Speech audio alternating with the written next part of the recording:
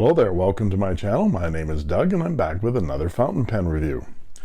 Just a few weeks ago I reviewed this, my fourth Jinhao 100 Centennial in Galaxy Blue. Well, it didn't exactly look like this, as I did some swapping to the top and bottom finials and the section 2 to make them black instead of the original ivory. And I swapped out the nib. Other than that, this is identical to how it came in the bubble wrap. In a viewer comment on that video review, I was informed that Jinhao had come out with yet another variant of their very successful line of dual-fold clones. It was smaller and called the Mini. From the photos, it was very hard to tell how much smaller it might be. But now that I have it in my tiny little hands,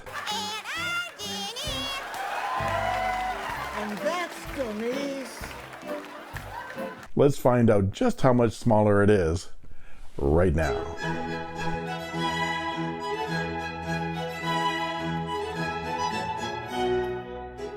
So just as I completed the review of this Jinhao 100 Centennial, I got a note from a viewer that Jinhao have come out with a new model of the Jinhao 100 Centennial called the Mini, and it has arrived. So let's open it up, shall we? It looks mini after all. I was wondering. And here it is. It's hard to tell in the photos because it's just scaled down, but once you see it next to the regular sized one, you immediately see that it is a mini model, a mini me. He is exactly like you in every way, except 1/8 your size. I shall call him Mini-Me. The other immediate difference is that it has a Parker Arrow clip, which you could get on some of these full-scale models.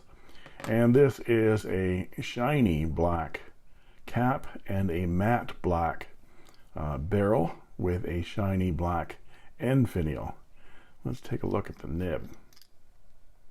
Well, yes, of course, you'd expect it to have a number 5 size Jinhao nib instead of the number 6 size. This, of course, is my italics, a cursive italic broad nib, but that number 5 looks very interesting. And the pen posts, makes it very long, but it does post, and because it's smaller than its big brother, it makes it less unwieldy when you do post it. The Mini Jinhao 100 Centennial. And what I'd like to do today is go over the parts and features of this pen, show some size comparisons, some measurements, and then provide a writing sample.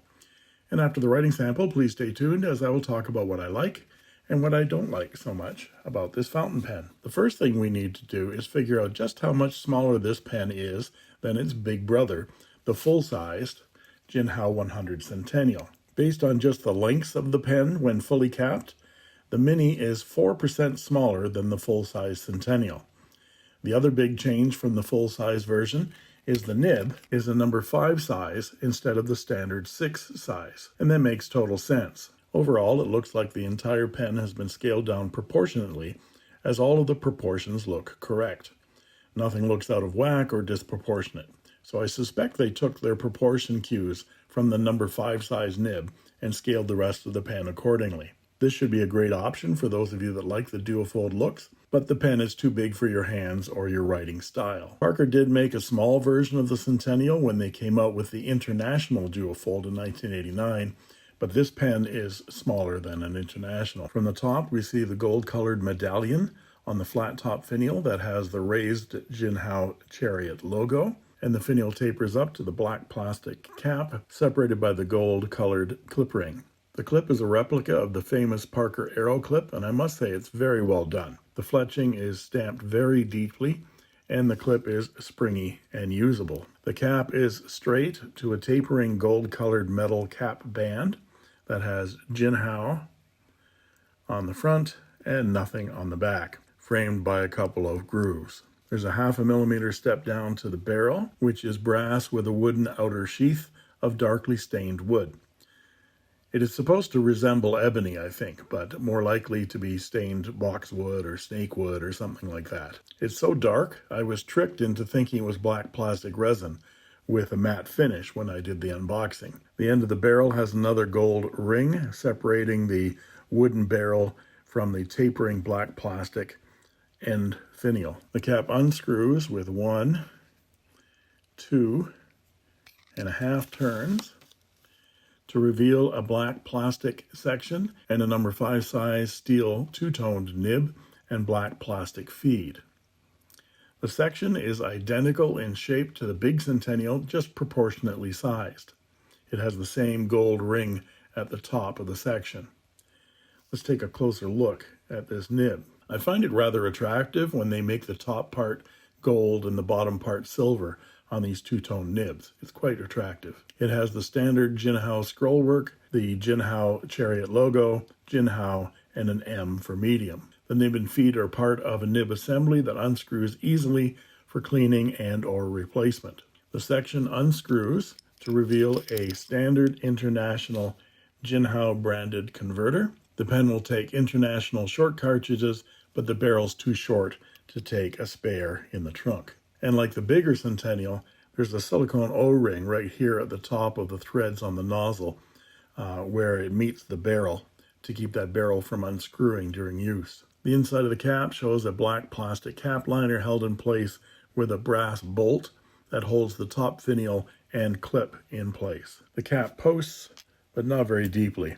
Fairly securely, but it tends to fall off a little bit if you give it a tap. It is certainly not as unwieldy as the big Centennial is when it's posted, but it's still a fairly long pen, and I write with it more comfortably unposted. Unposted, it's very comfortable in the hand, and these metal cap threads are not sharp or obtrusive. I bought this pen on AliExpress for $15.94 US, plus $7.18 for shipping. It is available in nib sizes EF, F, M, and bent. This is registered Carl Spackler bench. This is across bluegrass, Kentucky bluegrass featherbed bench, and Northern California Centennial.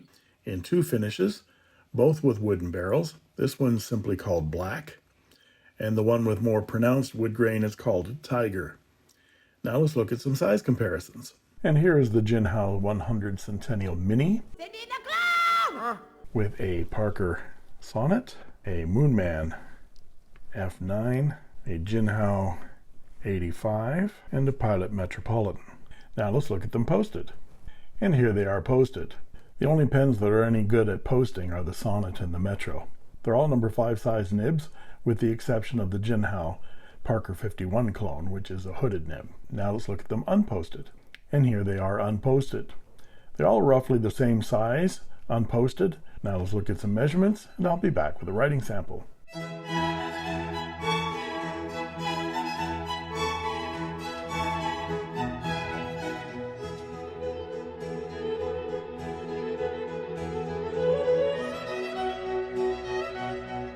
And we're back with the writing portion of the review. This is Clairefontaine 90 GSM paper, and this is the Jinhao 100 Centennial Mini,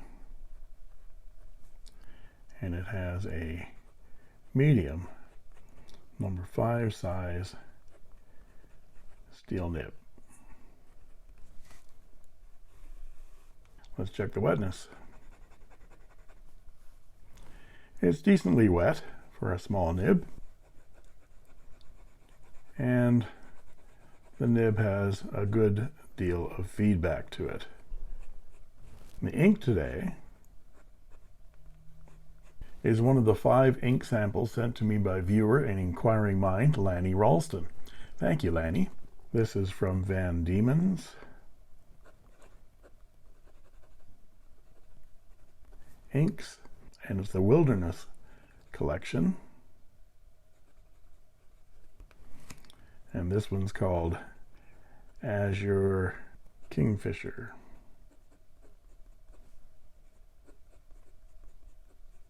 And here are some close matches to this ink from inkswatch.com. This is a gorgeous teal blue. that shades like crazy from turquoise to a deep royal blue and has a gold shimmer to it, although we're not seeing any shimmer here, probably because of the finer nib. And as to line variation, well, this is a very stiff nib. You can push it a bit, but you're digging into the page. Very stiff. This nib makes a 0.5 millimeter line, which is a Western fine or a Japanese fine to medium. I'm finding this nib very inconsistent, and it skips quite a lot. I've checked the nib with my loop, and the tines are in alignment. I just think it needs some work with a little micro mesh to keep it from skipping and from being rather scratchy in this direction.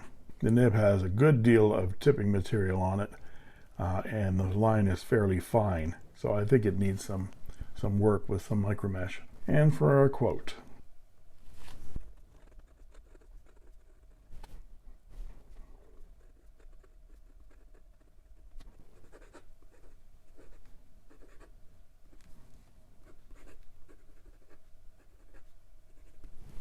Is everything in proportion? My word, you're a tripod. and some reverse writing. Very fine, very scratchy, and very blotchy as well. And some quick writing.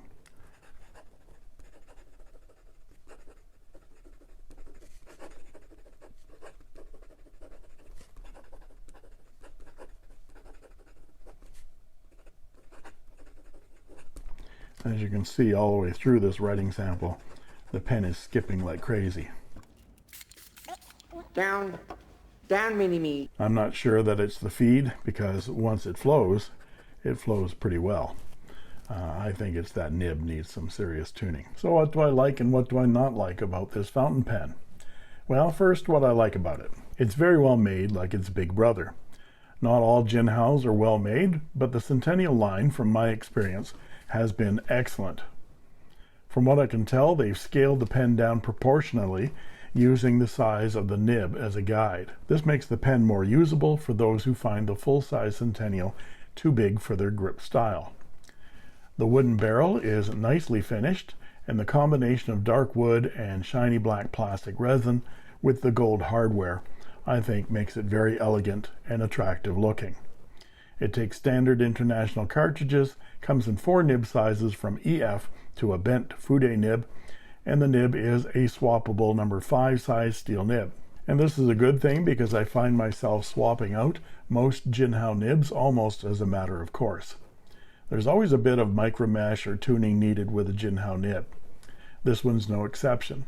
If I'm going to write with it, I'll have to work on it a bit with some micro mesh. It is, however, a little small for my grip, and I might see if my wife might like this pen, or it might become a stocking stuffer in 6 months.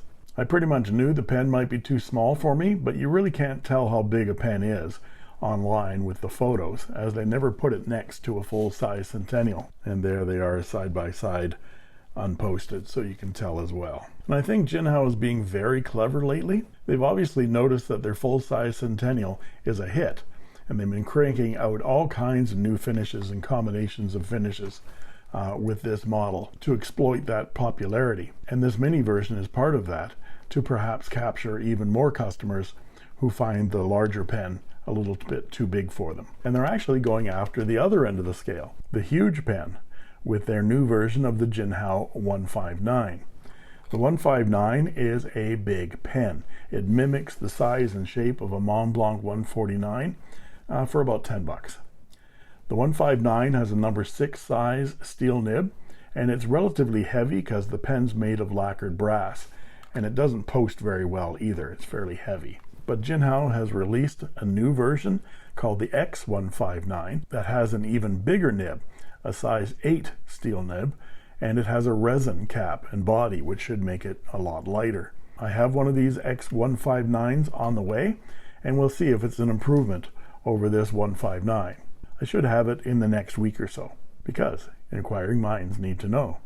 So stay tuned for that. And there you have it. If you like this video, please like and subscribe, and don't forget to ring that bell to get instant notifications whenever a new video is posted. And please look in the description for a link to Goldspot pens, as I'm now an affiliate of the online store. And if you shop at Goldspot using my link, you'll be supporting my channel as well at no extra charge to you. You can also join as a member of my channel for only 99 cents a month, and I guarantee I'll answer your comments in the comment section, and you'll get cool emojis, badges, and sneak peek unboxing videos as well. And that just leaves it for me to say thank you for watching. And that's all she wrote. I made this.